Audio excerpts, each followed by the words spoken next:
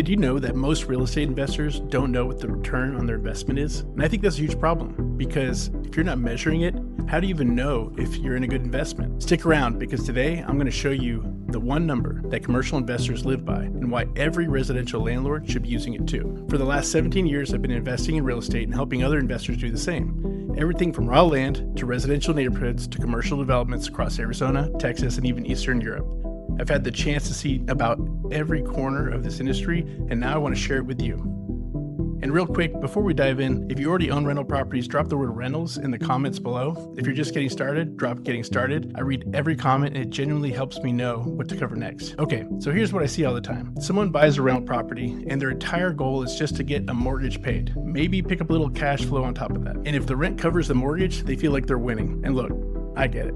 That's how most people are introduced to real estate investing. You buy a house, you rent it out, and if the rent is more than the mortgage payment, it feels like a good investment. But here's the big thing. That's not actually how you measure a good investment. That's just measuring whether you can keep the lights on. Think about it this way. If I handed you $60,000 to invest, a typical down payment on a rental, would you be happy if that money produced $200 a month in cash flow? That's $2,400 a year on a $60,000 investment. That's a 4% return. Meanwhile, the S&P 500 has averaged around 10% historically. Now, I'm not saying real estate is a bad investment. I've built my career on it. But I'm saying most residential landlords have no idea what they're actually earning because they're not measuring it the right way.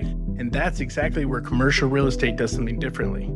In commercial real estate, every single property is bought and sold based on one thing: how much money it makes. Not what the house down the street sold for, not what you feel like it's worth, how much money it makes. The metric used in the commercial world is called the cap rate, short for capitalization rate. And once you understand this, you will never look at a property the same way again. Here's the formula, and it's simple. Cap rate equals net operating income divided by purchase price. That's it. So let's say you buy a commercial building for $1 million.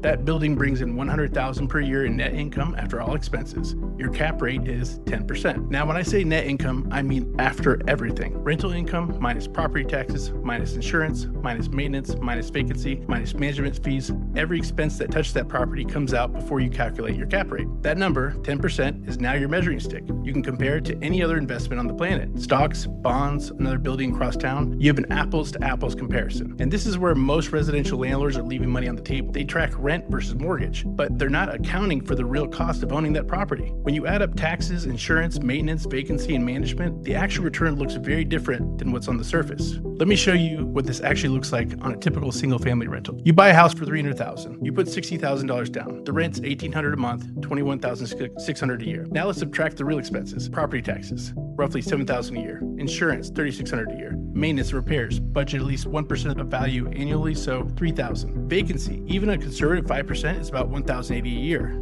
Property management, or if you use a broker to lease your property, typically 8 to 10% of the rent. So we'll call that $1,800 a year. Add that up, you're looking at around $14,700 in annual expenses. So your net operating income is $21,600 minus $14,700. That's $6,900 a year. Divide $6,900 by your purchase price of $300,000. Your cap rate is 2.3%. Now compare that to a commercial property with a 7 or 8% cap rate. Same dollar invested, 3 times the return. That's not a knock on residential. There are great residential investments out there, but you have to know your number. You have to measure it. Otherwise, you're just guessing. And here's the good news. Once you understand cap rates, you can apply this to any property. Residential, commercial, doesn't matter. It becomes your filter for every deal you look at. So why does commercial get this right when residential doesn't? It comes down to how the deals are structured from the very beginning. Commercial real estate is a business transaction. The buyer and seller both know the NOI, the net operating income, the mailbox money. It's in the listing. The entire negotiation is built around income. If the income goes up, the value goes up. If the income goes down, the value goes down. It's just pure math. Residential real estate, it's emotional. Comps drive the price. What did the house next door sell for? What kind of updates does it have, etc. Another interesting difference between residential and commercial is that a commercial tenant is typically responsible for paying the taxes, insurance, and maintenance of the property. So when you see the net income on a listing, you know how much you can count on actually receiving each year. Also, commercial tenants are typically signing 5 to 20-year leases with built-in rent bumps, allowing you to forecast the future cash flow. Now, commercial isn't without its risks. Vacancies hit harder. If you lose a major tenant in a commercial building, you can lose 30, 40, even 50% of your income overnight. And replacing a commercial tenant can take months, sometimes longer. And financing is different too. Commercial loans have higher rates, shorter terms, and many have balloon payments, meaning the full balance comes due at the end of the loan. The main issue with this is that every 5 years you're refinancing to whatever the current market rate is versus getting a 30-year fixed rate in residential. But here's what I've seen over the years doing both. The investors who truly build wealth understand the numbers on everything they own. Residential, commercial, land, it doesn't matter. They measure it all the same way. So here's my challenge to you. If you own rental properties, go calculate your actual cap rate, not just rent minus mortgage, rent minus every single expense, then divide by what you paid for that property. If that number is 5% or above, you're in decent shape. If it's below 4%, you might want to ask yourself, is this the best use of my capital? I'm not saying sell everything and go buy a strip mall tomorrow.